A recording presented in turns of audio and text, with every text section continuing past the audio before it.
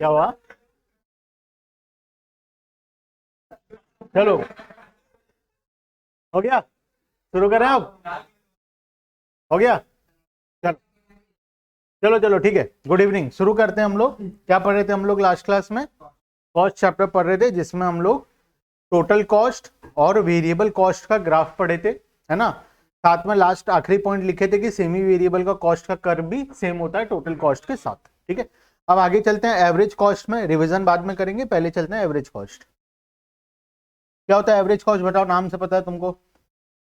Average utility क्या होता था? Total utility, marginal utility, average utility, याद करो क्या होता था एवरेज यूटिलिटी? सेम होता है एवरेज कॉस्ट, यूटिलिटी की जगह सिर्फ कॉस्ट लग गया। अब एवरेज यूटिलिटी क्या होता था याद करो, चैप्टर नंबर 1-2 में पढ़े थे टर्म 1 के टाइम पे, ठीक है। बताओ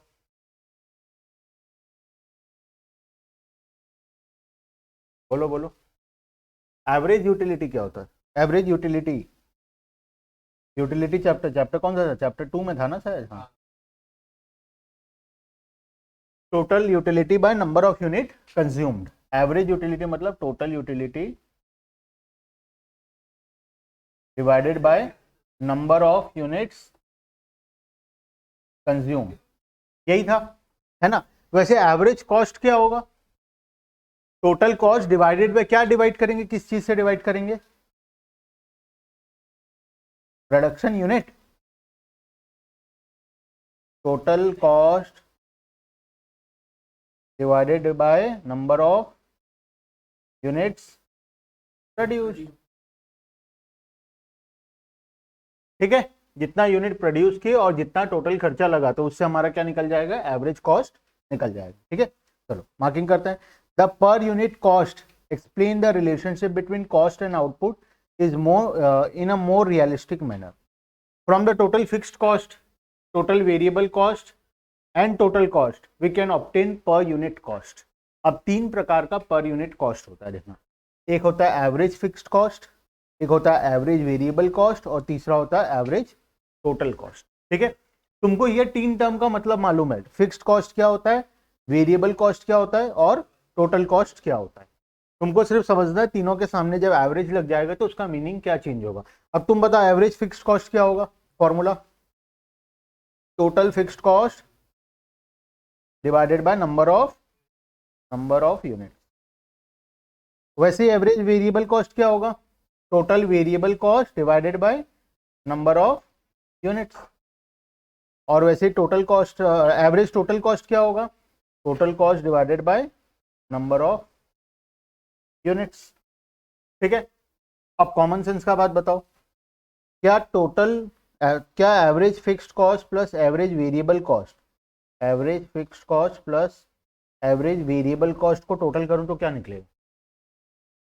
नहीं नहीं, माहिर नहीं हुआ था, बताओ क्या निकलेगा मयंक? दोनों को ऐड करने से? No idea. पीछे average total cost, average total cost, चलो ये निकलेगा average total cost. Common sense वाला बात है। देखो क्या होता था, fixed cost plus variable cost equals to total cost होता है। अब सब तरफ एवरेज लगा दो। अब सब तरफ एवरेज लगाने के लिए क्या करना पड़ेगा, डिवाइडेड बाय क्वांटिटी। दोनों साइड क्वांटिटी से मैं क्या कर दिया, डिवाइड कर दिया। एलएचएस आरएचएस मैथ्स का सिंपल नॉलेज, एलएचएस आरएचएस दोनों साइड क्वांटिटी से मैं क्या कर दिया, डिवाइड कर दिया। अब क्वांटिटी से डिवाइड करने के बाद ये क्या बन गया, एवरेज फिक्स्ड कॉस्ट। ये क्या बन गया, एवरेज वेरिएबल कॉस्ट।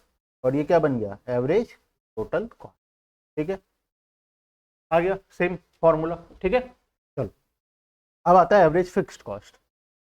देखना फटाफट पढ़ेंगे क्योंकि ऑलरेडी हम पढ़ लिए। Average fixed cost refers to per unit fixed cost of production, per unit fixed cost of production. अब एक और कॉमन सेंस का क्वेश्चन, कॉमन सेंस इसीलिए बोल रहा हूं ताकि आंसर देने का कोशिश करो, तुमको लगे कि प्रूफ करो कि तुम हमारे पास थोड़ा सा कॉमन सेंस है। ठीक है, देखना वैसे हालांकि कॉमन सेंस का क्वेश्चन नहीं है। देखना फिक्स्ड कॉस्ट, जैसे जैसे हम लोग फिक्स्ड प्रोडक्शन बढ़ता है, फिक्स्ड कॉस्ट क्या रहता है, सेम रहता है। फिक्स्ड कॉस्ट चेंज नहीं होता, ये क्या रहेगा, सेम रहेगा। एवरेज फिक्स्ड कॉस्ट क्या होगा, जैसे जैसे प्रोडक्शन बढ़ेगा वैसे वैसे एवरेज फिक्स्ड कॉस्ट क्या होगा, सेम रहेगा, सेम रहेगा। बहुत ज्यादा कॉमन सेंस है। कम होगा, स्वप्निल जैसे बोला कम होगा, ये क्या होगा, कम होगा। क्यों, तुम अभी तो बोले कम हो, नहीं बोले क्या, हाँ तो छोड़ो, तुम बोले क्या, चलो ठीक, कोई एक बोला, मुझे लगा तुम बोले, ठीक है। एवरेज फिक्स्ड कॉस्ट क्या होगा, कम होगा, क्योंकि देखना एवरेज फिक्स्ड कॉस्ट का फॉर्मूला क्या होता है, एवरेज फिक्स्ड कॉस्ट का फॉर्मूला क्या होता है, fixed cost divided by quantity. अब न्यूमरेटर चेंज नहीं हो रहा, ये क्या है, कांस्टेंट, और धीरे धीरे ये क्या हो रहा है, इंक्रीज हो रहा है, तो कॉस्ट क्या होगा, कम होगा। मतलब जैसे जैसे यूनिट प्रोडक्शन बढ़ता जाएगा, जैसे जैसे प्रोडक्शन बढ़ता जाएगा वैसे वैसे कॉस्ट कम होता जाएगा, एवरेज कॉस्ट कम होता जाएगा। फिक्स्ड कॉस्ट फिक्स ही है, उतना ही दे रहे हैं, लेकिन पर यूनिट कॉस्ट क्या होता जाएगा, धीरे धीरे कम होता जाएगा। ठीक है, देखना तो ग्राफ क्या होगा बताओ, जैसे जैसे यूनिट बढ़ता जा रहा है कॉस्ट वैसे वैसे कम होते जा रहा है, क्या होगा बताओ ग्राफ। ये लेफ्ट है, ये राइट है, ये ऊपर है, ये नीचे, क्या left to right downward sloping होगा। ग्राफ का सिर्फ समझ में आ गया, लेकिन क्या ये ऐसा होगा, इसका मतलब क्या है, इसका मतलब ये है कि हर बार सेम अमाउंट से कम हो रहा है, यही तो है, लेकिन ऐसा नहीं होगा। देखो एक एग्जांपल लेते हैं, मान लो फिक्स्ड कॉस्ट है, सिंपल सा चीज को, इसी को इतने तरीके से इसीलिए समझा रहा हूं क्योंकि आगे जाके ऐसा ऐसा रिलेशन आएगा कि फिक्स्ड कॉस्ट की वजह से ग्राफ का शेप चेंज होगा, टोटल कॉस्ट का कभी चेंज होगा कभी नहीं होगा, तो आगे जाके बहुत सारा रिलेशन आने वाला है। ठीक है, इसीलिए ध्यान से समझना जरूरी है कि फिक्स्ड कॉस्ट किस प्रकार से बिहेव करता है, वेरिएबल कॉस्ट किस प्रकार से बिहेव करता है, तो हर एक चीज का ग्राफ को समझना जरूरी है। ठीक है, देखना फिक्स्ड कॉस्ट मान लो कांस्टेंट है, मेरा रेंट है 10,000, ये तो फिक्स रहेगा, चाहे मैं दुकान खोलूं या ना खोलूं 10,000 का भाड़ा देना है मेरे को। ठीक है, अब प्रोडक्शन बढ़ा रहा हूं मैं, ठीक है, 0 यूनिट प्रोडक्शन किया, फिक्स्ड कॉस्ट कितना होगा, एवरेज फिक्स्ड कॉस्ट क्या होगा, average fixed cost, average fixed cost formula में लगाओ, 10,000 डिवाइडेड बाय 0 क्या होता है, समथिंग डिवाइडेड बाय 0 क्या होता है, 0, नॉट डिफाइंड, तो ये तो छोड़ दो, नॉट डिफाइंड। 1 यूनिट प्रोड्यूस किया तो, 2 यूनिट प्रोड्यूस किया तो 5, 3 किया तो 4 किया तो 2,500, तो धीरे धीरे कम होता जाएगा। क्या ये कभी बढ़ने का स्कोप है, नहीं है, मतलब ये हमेशा क्या होगा, धीरे धीरे धीरे धीरे कम होगा। लेकिन जो फॉल का स्पीड है, जो रेट ऑफ फॉल है, वो क्या होगा, धीरे धीरे कम होगा।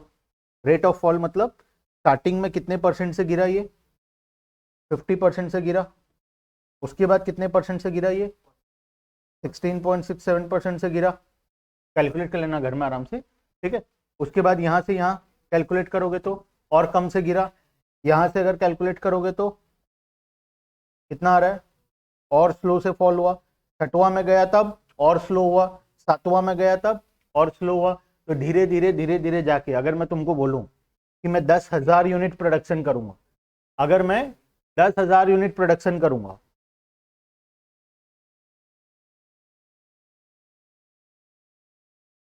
किसका काउंट कर रहे हो तुम?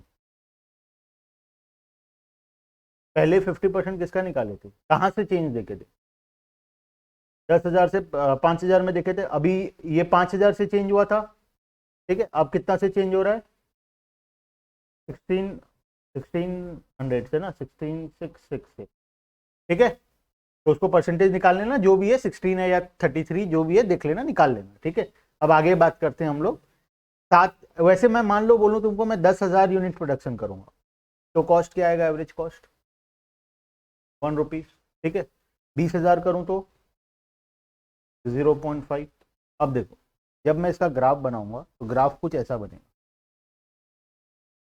स्टार्टिंग में बहुत हाई, स्टार्टिंग में जब 1 यूनिट प्रोडक्शन कर रहा हूं तब बहुत हाई, ठीक है।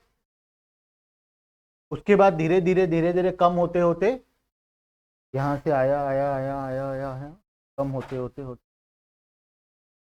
ठीक है। अब ग्राफ को समझने का कोशिश करना, स्टार्टिंग में बहुत हाई है जब 1 यूनिट प्रोडक्शन किया, जब 0 यूनिट प्रोडक्शन कर रहा हूं, क्या ये इस एक्सिस को टच करेगा? बताओ, टच नहीं करेगा, क्योंकि 0 यूनिट में नॉट डिफाइन हो जा रहा है, ठीक है। तो 1 यूनिट होगा तभी जाके कॉस्ट हम लोग निकाल पाएंगे। तो ये एक्सिस को कभी टच नहीं कर रहा है, बिकॉज अगर इस एक्सिस को टच करेगा इसका मतलब ये है कि यहाँ पे ये 0 यूनिट पे तो ये नॉट डिफाइंड होता है, ठीक है। तो ये कभी भी वाई एक्सिस को टच नहीं करेगा, ठीक है। उसके बाद जब 1 यूनिट का प्रोडक्शन हुआ तब कॉस्ट कितना लगा? Average cost 10,000। जब 10,000 यूनिट का प्रोडक्शन हुआ तब कॉस्ट कितना लगा? 1 रुपए, ठीक है। क्या ये कभी इस एक्सिस को टच करेगा? एक्स एक्सिस को क्यों नहीं करेगा? सोच समझ के बताना। वाई एक्सिस तो समझ में आ गया, नॉट डिफाइन हो जाएगा। वाई एक्सिस तो समझ में आ रहा है कि नॉट डिफाइंड हो गया, क्योंकि अगर यूनिट्स 0 होगा तभी वाई एक्सिस टच होगा, और यूनिट 0 होते ही तो कॉस्ट क्या हो जा रहा है? नॉट डिफाइंड हो जा रहा है। तो इसीलिए वाई एक्सिस तो टच नहीं करेगा। क्या कभी एक्स एक्सिस को टच करेगा? तो चलो, एक्स एक्सिस तो 1 हो गया है, देखो, फिर 0.5 भी हो गया था, ऐसे कर करके कभी 0 हो सकता है? होगा कभी? कभी भी 0 नहीं होगा। एवरेज कॉस्ट कभी भी 0 नहीं होगा। अल्टिल एंड अनलेस फिक्स्ड कॉस्ट 0 होगा तभी जाके एवरेज फिक्स्ड कॉस्ट भी 0 होगा, अदरवाइज एवरेज फिक्स्ड कॉस्ट कभी भी 0 नहीं हो सकता है वो 0.000001 आए, लेकिन एग्जैक्टली 0 कभी भी नहीं आएगा, ठीक है। तो इसीलिए ये कभी भी एक्स एक्सिस को भी टच नहीं करेगा। अब ये दोनों एक्सिस को तो टच नहीं करेगा, समझ में आ गया। अब इनिशियली देखो, जब 1 यूनिट प्रोडक्शन हो रहा था और जब थोड़ा सा ज्यादा प्रोडक्शन हो रहा था, यहाँ पे रेट ऑफ फॉल कितना ज्यादा है? एक बार यहाँ था, नेक्स्ट यहाँ है डायरेक्ट, फिर यहाँ है, फिर यहाँ है, फिर यहाँ है, ठीक है। रेट ऑफ फॉल बहुत ज्यादा है, लेकिन बाद में जाके रेट ऑफ फॉल क्या हो गया? धीरे धीरे धीरे धीरे कम होते होते एकदम फ्लैट हो गया, मतलब जाके इतना नीचे लेवल में चला गया कि अब रेट ऑफ फॉल क्या आ रहा है? एकदम ही नेग्लिजिबल, ठीक है। तो ग्राफ कैसा होगा? ग्राफ शुरू होगा, फाइनली एक बार बना लेते हैं ग्राफ।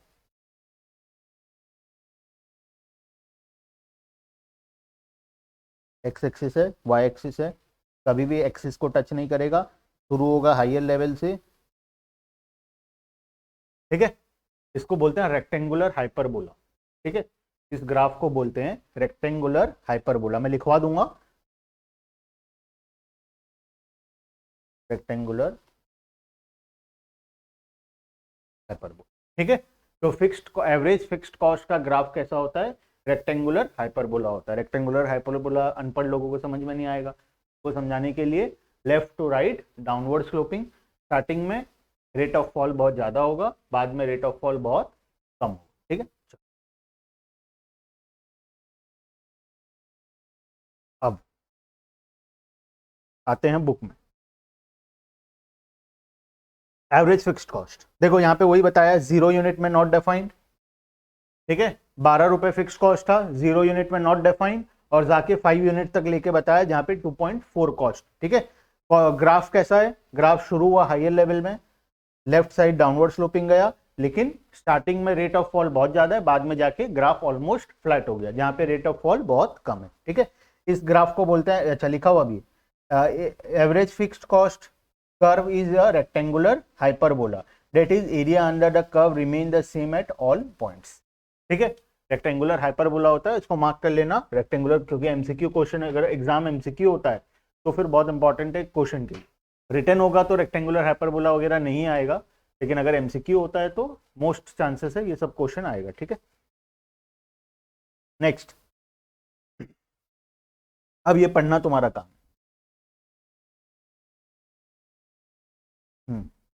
ये पढ़ना तुम्हारा काम। ठीक है, मैं पूरा समझा दिया क्यों एक्सिस को टच नहीं करता और किस प्रकार से ग्राफ ऊपर लेवल से शुरू होके नीचे लेवल में जाएगा। ठीक है, यहाँ पे बताया है AFC does not touch any of the axis, क्यों एक्स एक्सिस को टच नहीं कर रहा, क्यों वाई एक्सिस को टच नहीं कर रहा। ठीक है, एक्स एक्सिस को टच क्यों नहीं करेगा, वाई को टच क्यों नहीं करेगा, दोनों यहाँ समझाया। नेक्स्ट है average variable cost. Point number 2 है एवरेज वेरिएबल कॉस्ट। अब बताओ एवरेज वेरिएबल कॉस्ट क्या होता है, पहले formula variable cost divided by quantity. ठीक है, अच्छा जैसे जैसे प्रोडक्शन बढ़ता है क्या वैसे वैसे कॉस्ट बढ़ता है, वेरिएबल कॉस्ट तो इंक्रीज होता है, तो स्टार्टिंग वेरिएबल कॉस्ट वैसे वैसे राइज होगा। ठीक है, लेकिन वेरिएबल कॉस्ट का हम लोग जब ग्राफ पढ़े थे, याद करो स्टार्टिंग में पढ़े थे कि ग्राफ पूरा एग्जैक्टली स्ट्रेट लाइन नहीं होता, एक इन्वर्टेड एस शेप्ड होता है। ठीक है, वो इन्वर्टेड एस शेप का क्या मतलब है, हाँ पहले कॉस्ट स्लोली राइज होता है, फिर बाद में जाके स्पीड से राइज होता है, यही था। पर देखते हैं ऊपर एक बार, ये रहा देखो, ये इन्वर्टेड एस शेप्ड है graph. Average variable total variable cost का ग्राफ अगर हम देखें तो इन्वर्टेड एस शेप्ड है ना, यहां से यहाँ स्लो से राइज हुआ, फिर बाद में जाके तेजी से राइज होना शुरू हो गया। ठीक है, इसको बोलते हैं इन्वर्टेड एस शेप्ड। अब यहां पे आते हैं एवरेज वेरिएबल कॉस्ट में। ठीक,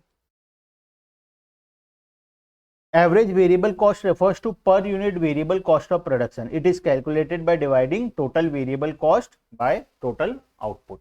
ठीक है, इजी है बहुत ही। Total average variable cost equals to total variable cost divided by quantity. ठीक है, अब नेक्स्ट एग्जांपल दिया है यहाँ पे, क्या एग्जांपल दिया, आउटपुट हमको दिया है, टोटल फिक्स्ड कॉस्ट हमको दिया हुआ है, टोटल फिक्स्ड कॉस्ट, और ये फिक्स्ड कॉस्ट नहीं है, टोटल वेरिएबल कॉस्ट है, कर लेना टोटल वेरिएबल कॉस्ट। ठीक है, ग्राफ में ये डायग्राम में स्प्रिंट है, टोटल फिक्स्ड कॉस्ट को फिक्स्ड को काट के वेरिएबल कर दो,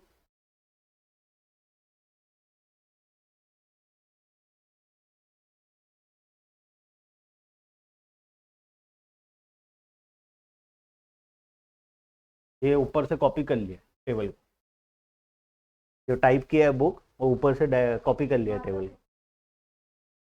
कहाँ पे,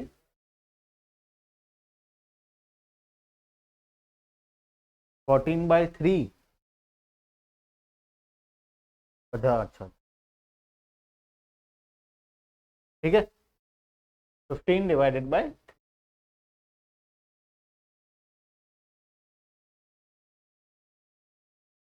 ठीक है। भाई कॉपी में लिख रहे हो क्या, कहाँ में स्प्रिंट है, कहाँ से बुक नहीं मिल रहा मतलब,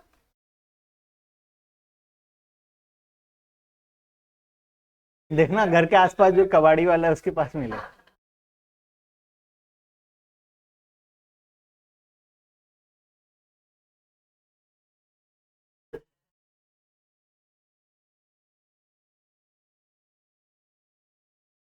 चलो ठीक है, नया है पूरा पूरा नया ही होगा बुक तो, है ना, कहाँ से खराब होगा। चलो ठीक है, ग्राफ देखते हैं, average variable cost, average variable cost graph कैसा होगा, U shaped, average variable cost graph होगा, average variable curve is U shaped due to the application of law of variable proportion. अब लॉ ऑफ वेरिएबल प्रोपोर्शन कौन समझाएगा, क्या पता क्या है, वो वेरिएबल प्रोपोर्शन ही था तो याद कर लो अच्छे से, था तो वही, क्या है बताओ थोड़ा, क्या होता है, एक एक फेज बताओ, हाँ एक फेज तुम बताओ, पहला फेज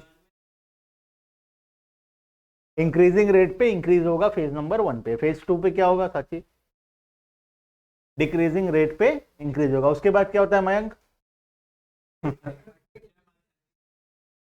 क्या होता है आयुष? No idea. उसको पता हो तो इसीलिए तो नहीं पूछ रहा हूं ना।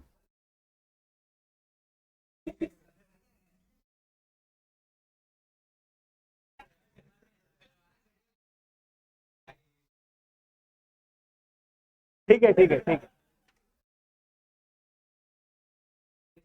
नेगेटिव रिटर्न उसके बाद, और उस दोनों के बीच में भी कुछ होता है।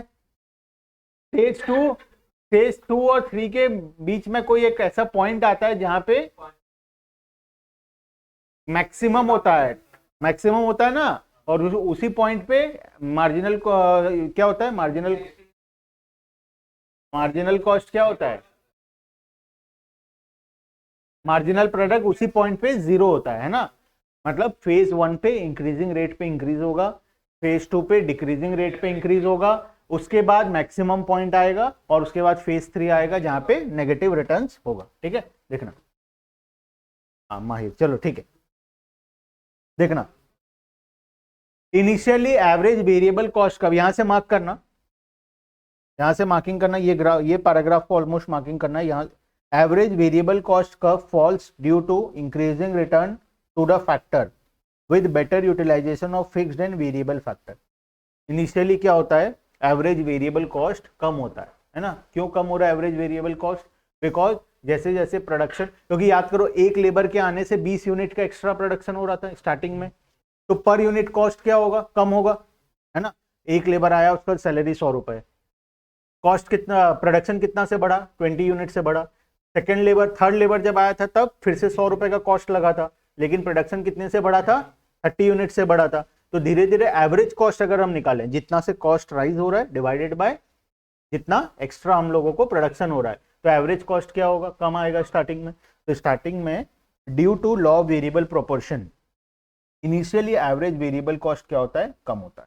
ठीक है, लेकिन एक पॉइंट के बाद एवरेज वेरिएबल कॉस्ट भी बढ़ना शुरू हो जाएगा, क्योंकि उधर डिमिनिशिंग रिटर्न और नेगेटिव रिटर्न चालू हो गया।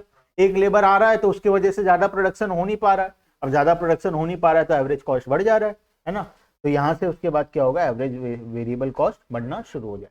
ठीक है, और नेगेटिव रिटर्न वाले स्टेज में तो एकदम तेजी से एवरेज वेरिएबल कॉस्ट बढ़ता है। ये यहां से अगर आगे बनाओगे ग्राफ तो पूरा ऑलमोस्ट इस प्रकार से कॉस्ट बढ़ना शुरू हो जाता है। ठीक है, तो ये नेगेटिव रिटर्न का स्टेज है जब एवरेज वेरिएबल कॉस्ट एकदम एक्सट्रीमली हाई रेट से इंक्रीज होना शुरू हो जाता है। ठीक है, क्योंकि आउटपुट कम हो रहा है और कॉस्ट बढ़ रहा है, दोनों साइड इंपैक्ट आ गया ना। न्यूमरेटर इंक्रीज हो रहा है, डिनोमिनेटर डिक्रीज हो रहा है, तो ओवरऑल डिवाइड करोगे तो क्या आएगा? नंबर बहुत ज्यादा बड़ा आएगा ना। तो इसीलिए कॉस्ट क्या होता है? बहुत तेजी से राइज होना शुरू हो जाता है। ठीक है, उसके बाद after reaching it's minimum level, ये देखो अपना मिनिमम पॉइंट पे पहुंचा कर। ठीक है, मिनिमम पॉइंट में पहुंचने के बाद average variable cost curve starts increasing with every increase in output due to diminishing return to a factor. मतलब फेज 2 और फेज 3। ठीक है, फेज 2 फेज 3 के कारण हम लोगों का एवरेज वेरिएबल कॉस्ट क्या होता है? इंक्रीज होना शुरू हो जाता है। ठीक है, चले आगे। चल, एवरेज टोटल कॉस्ट और एवरेज कॉस्ट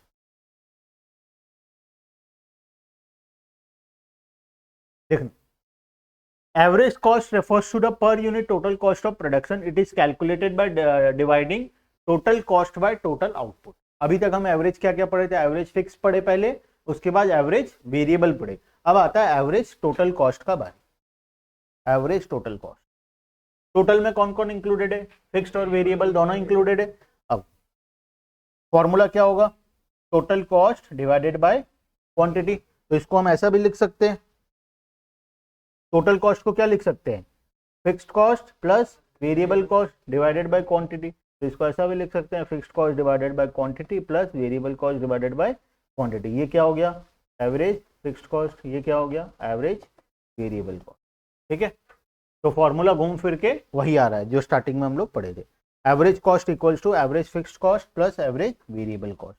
दो फॉर्मूला है, total cost divided by quantity, या फिर एवरेज फिक्स्ड कॉस्ट और एवरेज वेरिएबल कॉस्ट, दोनों को हम लोग ऐड कर लेंगे। ठीक है, देखना अब ग्राफ देखना। अब दो चीज का इंपैक्ट आएगा। ठीक है, अब ध्यान से सुनना, ये वाला पार्ट ज्यादा इंपॉर्टेंट है। अभी तक स्टार्टिंग में क्या हो रहा था? याद करो, फिक्स्ड कॉस्ट को याद करो, एवरेज फिक्स्ड कॉस्ट। क्या हो रहा था स्टार्टिंग में, बहुत तेजी से कम हो रहा था, फिर बाद में जाके स्लो से कम हो रहा था, बाद में जाके लेटर ऑन में स्लो से कम हो रहा था। ठीक है, एवरेज वेरिएबल कॉस्ट को याद करो, क्या हो रहा था स्टार्टिंग में, स्लो से कम हो रहा था, बाद में तेजी से बढ़ रहा था, बाद में स्लो से बढ़ा, फिर जब नेगेटिव रिटर्न हुआ तब तेजी से बढ़ा, तो इसको हम लिख लेते हैं बाद में जाके सिर्फ बढ़ रहा था। ठीक है, अब दोनों को ऐड करो तो क्या आएगा बताओ, क्योंकि टोटल कॉस्ट क्या, एवरेज टोटल कॉस्ट क्या होता है, average fixed cost plus average variable cost. ठीक है, अब ए प्लस बी इक्वल्स टू सी अगर मैं लिख रहा हूं, ठीक है, ए तेजी से फॉल हो रहा है, बी भी फॉल हो रहा है, तो सी क्या होगा, तेजी से फॉल होगा या नहीं होगा, बहुत तेजी से फॉल होगा ये भी। ठीक है, क्योंकि इसके ऊपर दोनों का इंपैक्ट आएगा, इसका इंपैक्ट तो आएगा ही तेजी से फॉल होने का, इसका भी इंपैक्ट आएगा, तो टोटल कॉस्ट तेजी से फॉल होगा स्टार्टिंग में। ठीक है, बाद में जाके अगर मैं तुमको बोलूं सेकेंड स्टेज का अगर बात करें, ये फॉल हो रहा है लेकिन ये राइज हो रहा है, तो ओवरऑल इंपैक्ट क्या आएगा, ओवरऑल इंपैक्ट क्या आएगा, याद करना फिक्स्ड कॉस्ट एकदम थोड़ा थोड़ा कम हो रहा था, है ना, फिक्स्ड कॉस्ट थोड़ा थोड़ा कम हो रहा था बाद में, लेकिन वेरिएबल कॉस्ट तेजी से राइज हो रहा था, तो ये फॉल छोटा था, ये फॉल छोटा था लेकिन ये राइज बहुत बड़ा था, तो सी क्या होगा बताओ, राइज होगा। मैथ्स का सेंस समझ में आ रहा है पूरा, तो बाद में जाके ये क्या हो जाएगा, राइज। ठीक है, तो वही ग्राफ एग्जैक्टली वही है, इनिशियली तेजी से कम होगा क्योंकि दोनों का इंपैक्ट आएगा, फिक्स्ड कॉस्ट भी कम हो रहा है तेजी से और वेरिएबल कॉस्ट भी कम हो रहा है, तो टोटल कॉस्ट तो तेजी से कम होगा। उसके बाद में जाके ये अपना लो पॉइंट में आके बाद में जाके ये राइज होना शुरू होगा। राइज क्यों हो रहा है, क्योंकि वेरिएबल कॉस्ट तेजी से बढ़ रहा है लेकिन फिक्स्ड कॉस्ट एकदम स्लो से कम हो रहा है, तो ओवरऑल इंपैक्ट क्या आएगा, बढ़ेगा, तो ओवरऑल इंपैक्ट ये आ रहा है कि ये बाद में जाके। ठीक है, समझ में आया लॉजिक ग्राफ के पीछे का। चलो अब पढ़ते हैं यहाँ पे,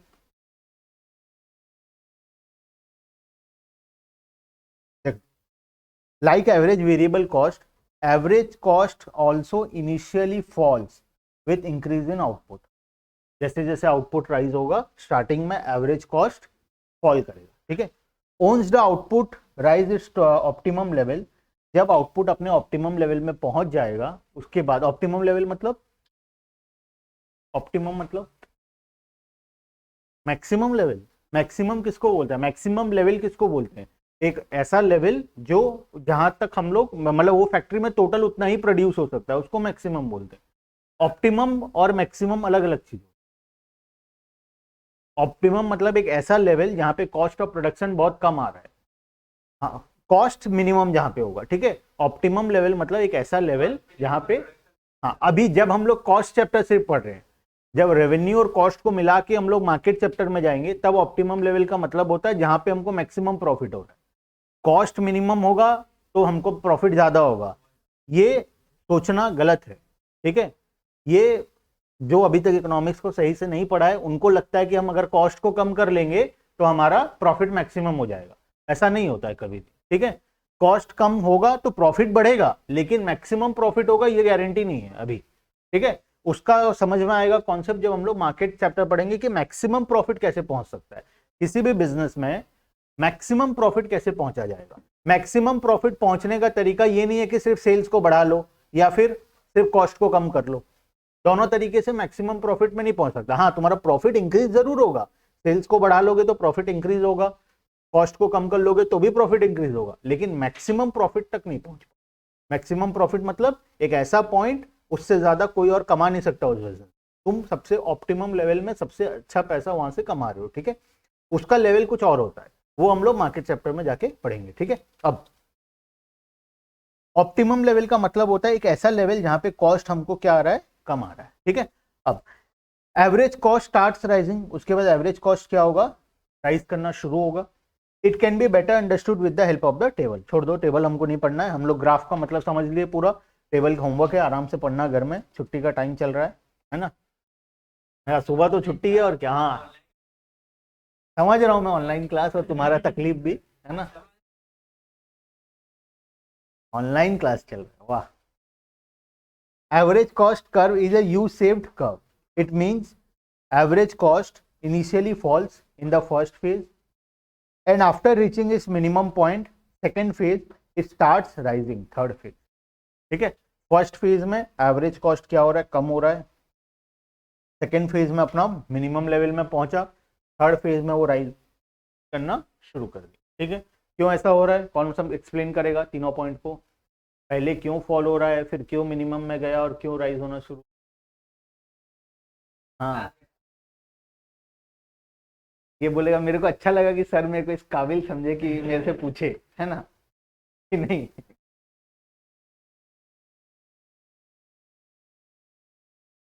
तुमसे क्वेश्चन पूछा जा रहा है वही ताविले कारी पे नहीं, कम से कम क्लास घर में पढ़ो, नहीं पढ़ो तुम क्लास कर लो तुम। क्या होगा बताओ, एएफसी और एबीसी गिर रहा है बोल के, गिर रहा है दोनों, थोड़ा डिकोड कर दो। ठीक है, ये सिर्फ वही लोग समझ पाएंगे लैंग्वेज। ठीक है, तो बाकी सब समझ पाए वैसे डिकोडिंग में करके बोलो। ठीक है, बोलो बोलो फटाफट। इनिशियली फिक्स्ड कॉस्ट भी कम हो रहा है, एवरेज फिक्स्ड कॉस्ट भी कम हो रहा है, फिक्स्ड कॉस्ट कम नहीं हो रहा है, एवरेज फिक्स्ड कॉस्ट कम हो रहा है, और प्लस एवरेज वेरिएबल कॉस्ट भी कम हो रहा है। एवरेज फिक्स्ड कॉस्ट तेजी से कम हो रहा है, एवरेज वेरिएबल कॉस्ट भी कम हो रहा है, तो दोनों कम हो रहा है, इसीलिए टोटल कॉस्ट तेजी से कम होगा। ठीक है, अब नेक्स्ट स्टेज फेज 2 या फेज 3 डायरेक्ट बताओ। फेज 2 तो मिनिमम पॉइंट है, क्योंकि अगर कोई भी चीज यू शेप में टर्न लेगा तो अपना मिनिमम पॉइंट तो पहुंचेगा ही पहुंचेगा। ठीक है, तो मैक्सिमम वाला बता दो लास्ट, बोलो हाँ बोलो। स्लो से कम हो रहा है, एकदम स्लो से कम हो रहा है, बहुत तेजी से बढ़ रहा है। ठीक है, तो ओवरऑल इंपैक्ट क्या आएगा, तेजी से बढ़ेगा, तो इसीलिए फिक्स्ड कॉस्ट एवरेज कॉस्ट क्या होने लगा, सेकेंड फेज में बढ़ना शुरू हो गया। ठीक, चलो देखना, अब तीन फेज को फटाफट समझेंगे। बुक में क्या लिखा हुआ है, phase 1, phase 2, phase 3। Phase 1, when both average fixed cost and average variable cost fall till the level of 2 units of output, average cost also falls। पहले जब दोनों फॉल कर रहा है तब एवरेज कॉस्ट क्या हो रहा है, फॉल कर रहा है। ठीक है, फेज 2 में फ्रॉम 2 यूनिट्स टू 3 यूनिट्स, ये 2-3 यूनिट क्या है, ये इस एग्जांपल को लेके बताया। ठीक है, ये वाले एग्जांपल को लेके समझाया है, हम बिना एग्जांपल के डायरेक्टली ग्राफ से समझे। ठीक है, देखना, average fixed cost continues to fall. क्या कभी राइज होगा एवरेज फिक्स्ड कॉस्ट, कभी भी राइज नहीं होगा, ये हमेशा क्या होता रहेगा, फॉल होते रहेगा। स्टार्टिंग में तेजी से फॉल होगा, बाद में जाके स्लो से फॉल होगा, लेकिन ये हमेशा क्या होगा, फॉल ही होगा। वहीं पे एवरेज वेरिएबल कॉस्ट स्टार्टिंग में कम होगा, बाद में जाके राइज होना शुरू होगा। ठीक है, ऐसा क्यों होता है, एवरेज वेरिएबल कॉस्ट स्टार्टिंग में कम बाद में राइज, पढ़े हैं अपने, मोहित पढ़े हैं, एवरेज वेरिएबल कॉस्ट स्टार्टिंग में कम, स्टार्टिंग में क्यों कम हो रहा है, बाद में क्यों बढ़ रहा है, पढ़े थे, क्या पढ़े थे, लॉ ऑफ वेरिएबल प्रोपोर्शन के लिए। ठीक है, चल देखना, second phase from 2 units to 3 units, average fixed cost continues to fall but average variable cost remains constant. ठीक है, तो average cost falls due to falling AFC till it reaches the minimum point. मतलब ये phase 2 को एक extra explain किया है कि मिनिमम पॉइंट पे क्यों आ रहा है, जिसका हमको कोई फिलहाल नीड नहीं है, हम लोग फेज 3 में जाते हैं। After 4 units of output, rise in average variable cost bye 1 is more than fall in, बाद में जाके क्या हो रहा है, एवरेज वेरिएबल कॉस्ट तेजी से राइज हो रहा है और एवरेज फिक्स्ड कॉस्ट कम, एकदम स्लो से कम हो रहा है। ठीक है, इसी वजह से ओवरऑल क्या होगा, राइज होगा, एवरेज कॉस्ट क्या होगा, ओवरऑल राइज होगा। ठीक है, and therefore average cost starts rising. Clear, अब तीनों ग्राफ को एक साथ बनाया गया। ठीक है, पहले एक बार अलग अलग बनाया सबको, अब तीनों क्या बनाया गया, एक साथ बनाया गया। Important observation about average cost, average variable cost and average fixed cost. ठीक है, ऐसा नहीं है कि ये चैप्टर अभी नहीं पढ़े तो यहीं पे इसका कंप्लीट हो जाएगा, सेम कॉन्सेप्ट फिर आएगा आगे जाके, रेवेन्यू चैप्टर में आएगा, मैंने जो मार्केटिंग चैप्टर है, मार्केटिंग चैप्टर में क्या है, मार्केटिंग चैप्टर में अलग अलग बिजनेस का हम लोग देखेंगे कि कब वो प्रॉफिट, अगर मोनोपोली बिजनेस है तो वो कब मैक्सिमम प्रॉफिट पहुंचेगा, कि किस प्रकार से एक मोनोपोली बिजनेस से मैक्सिमम प्रॉफिट जनरेट किया जा सकता है। बहुत कॉम्पिटिटिव बिजनेस है कि मेरे जैसे 100 ठो दुकान है लाइन से, तो उस केस में कैसे मैक्सिमम प्रॉफिट जनरेट किया जाए, ठीक है। तो वो सारा कॉन्सेप्ट आएगा मार्केट चैप्टर में। तो जब प्रॉफिट का कॉन्सेप्ट आएगा तो ऑब्वियसली बात है वहां पे रेवेन्यू और कॉस्ट दोनों अप्लाई होगा, ठीक है। तो सेम कॉन्सेप्ट फिर से कहां आएगा, रिपीट होगा मार्केट चैप्टर के टाइम में, तो वहां पे फिर समझने में आने में दिक्कत होगा। तो बेटर है अभी थोड़ा सा पढ़ लिया जाए, जो कि हाँ 9th है या 10th है, बुक में देख लेना, 10th है ना, 10th है ना। चलो next important observation about average cost, average variable cost and average fixed cost. देखना, average cost curve will always lie above the average variable cost curve because average cost at all level of output includes both average variable cost and average fixed cost। क्या लिखा है, ध्यान से पढ़ना, तीनों point important है। First point है average cost का ग्राफ हमेशा एवरेज वेरिएबल कॉस्ट के ग्राफ से ऊपर ही रहेगा। क्यों?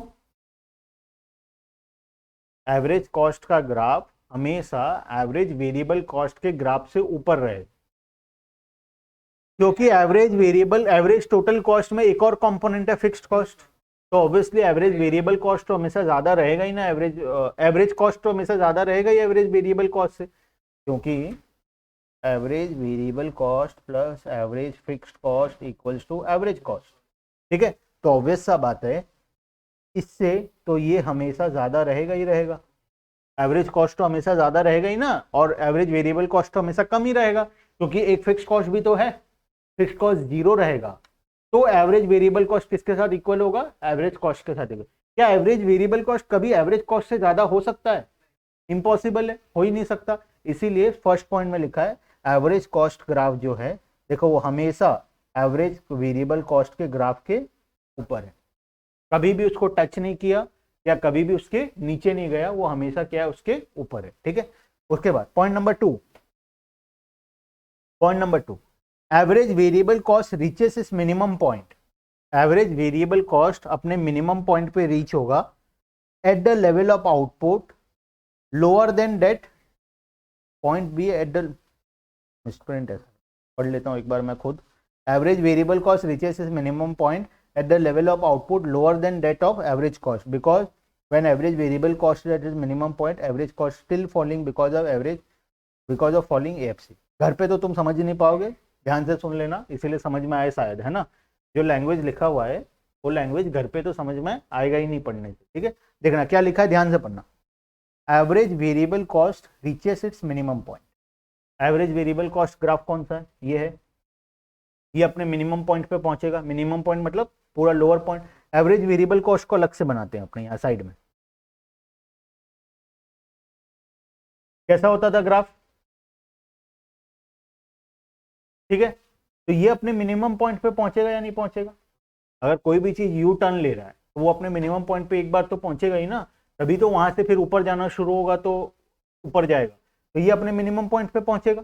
तो यहाँ पे वही लिखा है, ये मिनिमम पॉइंट पे कब पहुंचेगा, average variable cost reaches is minimum point at point B, ये उसका क्या होगा, मिनिमम पॉइंट, ठीक है। अब इस पॉइंट पे क्या हो रहा है, eight the level of output lower then that of average cost, average cost से पहले, एवरेज कॉस्ट का मिनिमम पॉइंट क्या है, इसका आउटपुट कितना है, OA यूनिट, ठीक है।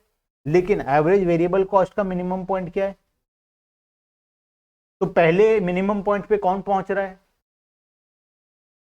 वेरिएबल कॉस्ट पहले अपने मिनिमम पॉइंट पे पहुंच रहा है, तो वही लिखा है average variable cost curve reaches it's minimum point eight the level of output lower then that of average cost. मतलब पहले ऐसा होगा कि एवरेज वेरिएबल कॉस्ट अपने मिनिमम पॉइंट पे पहुंचेगा, फिर उसके बाद अगर हम प्रोडक्शन बढ़ाते जाएंगे तो एक ऐसा टाइम भी आएगा जब एवरेज कॉस्ट भी अपने मिनिमम पॉइंट पे पहुंचेगा, ठीक है। तो सबसे पहले मिनिमम पॉइंट पे कौन पहुंचता है, एवरेज वेरिएबल कॉस्ट। अच्छा, फिक्स्ड कॉस्ट कब अपने मिनिमम पॉइंट पे पहुंचेगा, एवरेज फिक्स्ड कॉस्ट कब अपने मिनिमम पॉइंट पे पहुंचेगा, वो तो मिनिमम पॉइंट उसका कुछ होता ही नहीं है, क्योंकि वो कभी भी इंक्रीज ही नहीं होता, जब कोई चीज कभी इंक्रीज ही नहीं होगा तो क्या उसका कोई मिनिमम पॉइंट आएगा? कभी कभी मिनिमम पॉइंट, जो चीज यू टर्न लेता है, पहले फॉल हो रहा है फिर वो राइज हो रहा है, या फिर जो पहले राइज हो रहा है बाद में जाके फॉल हो रहा है, तब उसका मिनिमम और मैक्सिमम पॉइंट निकल सकता है ना। जो चीज कंटिन्यूअसली फॉल ही हो रहा है उसका कहां से मिनिमम पॉइंट निकलेगा? तो इसीलिए एवरेज फिक्स्ड कॉस्ट का कोई भी मिनिमम पॉइंट नहीं होता है। ठीक है, देखना at point A, because when average, अब इसका रीजन क्यों ऐसा हो रहा है, ठीक है, पहले बी पॉइंट क्यों मिनिमम हो रहा है और ए पॉइंट बाद में क्यों मिनिमम हो रहा है, उसका रीजन लिखा हो। Average variable cost is at its minimum point, average cost is still falling because of falling AFC. जब ये अपने मिनिमम पॉइंट पे था, जब ये अपने मिनिमम पॉइंट पे था, तब एवरेज कॉस्ट अभी भी फॉल हो ही रहा है। देखो हो रहा है या नहीं हो रहा है, यहां से बनाते हैं, यहां से फिर फॉल हुआ या नहीं हुआ, हो रहा है फॉल, पॉइंट 1 से लेके 2 तक देखो फॉल हो रहा है या नहीं हो रहा, हो रहा है। तो ये वही लिखा है कि एवरेज वेरिएबल कॉस्ट जब अपने मिनिमम पॉइंट पे था, मतलब पॉइंट बी पे था, तब एवरेज कॉस्ट फिर भी कम हो रहा था। क्यों कम हो रहा था? बिकॉज अभी भी एवरेज फिक्स्ड कॉस्ट जो है वो तेजी से कम हो रहा है। देख लो यहां से यहां कम हो रहा है तेजी से, इस ये कितना से कम हो, ये कितना से राइज हुआ और ये कितना से कम हुआ, तेजी से कम हो रहा है। तो इसी वजह से एवरेज कॉस्ट क्या होगा, यहाँ पे फॉल करे। ठीक है, मतलब हमारा जो स्टार्टिंग में हम जो लॉजिक लगाए थे ना कि पहले जो तेजी से कम होगा, दूसरा भी तेजी से कम हो रहा है तो एवरेज कॉस्ट तेजी से कम होगा, बाद में जाके एवरेज कॉस्ट राइज होगा बिकॉज वहां पे फिक्स्ड कॉस्ट स्लो से कम हो रहा है लेकिन वेरिएबल कॉस्ट बहुत तेजी से राइज हो रहा है। ठीक है, सेम लॉजिक है यहाँ पे भी। ठीक है, third point, as the output increases the gap between AC and ABC, AC मतलब average cost and average variable cost, curves decreases, दोनों के बीच का गैप क्या होगा, डिक्रीज होना शुरू हो जाए। देखो खुद देखो हो रहा है या नहीं हो रहा है। स्टार्टिंग में गैप कितना है, यहाँ तो गैप ही नहीं दिख रहा, यहाँ दिख, बहुत ज्यादा गैप है दोनों के बीच में, यहाँ पे आके कम हो गया गैप, है ना। तो पॉइंट लेटर ऑन क्या हो रहा है, बाद में जाके गैप दोनों का कम हो रहा है, क्योंकि स्टार्टिंग में क्या हो रहा है, एक फॉल हो रहा है तेजी से, ठीक है, और एक बहुत स्लो से बढ़ रहा है। ठीक है, दूसरे बाद में क्या हो रहा है, एक राइज हो रहा है और ये तेजी से राइज हो रहा है, तो इसीलिए दोनों का ग्राफ क्या हो रहा है, पास पास में। But they never intersect each other. It happens because the vertical distance between them is AFC, which can never be zero. दोनों एक दूसरे को टच नहीं करेगा, अभी बात किए थे, क्या ये दोनों एक दूसरे के साथ इक्वल होगा कभी? टच कब करेगा, जब दोनों इक्वल होगा। क्या दोनों इक्वल होगा? नहीं होगा, क्योंकि एवरेज फिक्स कॉस्ट भी तो है। एवरेज फिक्स कॉस्ट जब जीरो होगा तब ये और ये इक्वल होगा, है ना, अदरवाइज तो इक्वल ही नहीं होगा। वही चीज लिखा हुआ है कि एवरेज वेरिएबल कॉस्ट और एवरेज कॉस्ट कभी भी एक दूसरे को टच नहीं करेंगे। क्यों टच नहीं करेंगे? क्योंकि दोनों के बीच में हमेशा फिक्स्ड कॉस्ट गैप क्रिएट करेगा। ठीक है, क्लियर है? चलो, थोड़ा हैवी हो गया दिख रहा है, फिक्स्ड कॉस्ट और कर ही रहा है पॉइंट बी फिक्स। अच्छा, एवरेज कॉस्ट और फिक्स्ड कॉस्ट कर सकता है इंटरसेक्ट, दोनों इंटरसेक्ट कर सकता है। कब बताऊं? जब जीरो होगा आउटपुट, फिक्स कॉस्ट लगेगा, एवरेज कॉस्ट फिक्स कॉस्ट दोनों क्या होगा, सेम होगा। ठीक है, जब आउटपुट जीरो होगा तब हो सकता है। ठीक है, तो यहां तक के लिए आज कार्यक्रम को समाप्त कर, है ना, और नहीं सह पाएंगे दिख रहा है इससे ज्यादा नहीं हो पाएगा। ठीक है, चलो। Sir at home some point AC and ABC will join, AC and ABC नहीं, कभी भी ज्वाइन नहीं होगा, ये दोनों जाके कभी भी एक दूसरे को टच नहीं करेंगे। इनके बीच में कौन है, इनके बीच में इनका सौतन AFC है। ठीक है, इसीलिए दोनों एक दूसरे को टच नहीं कर पाएंगे कभी भी। क्लियर है माहिर?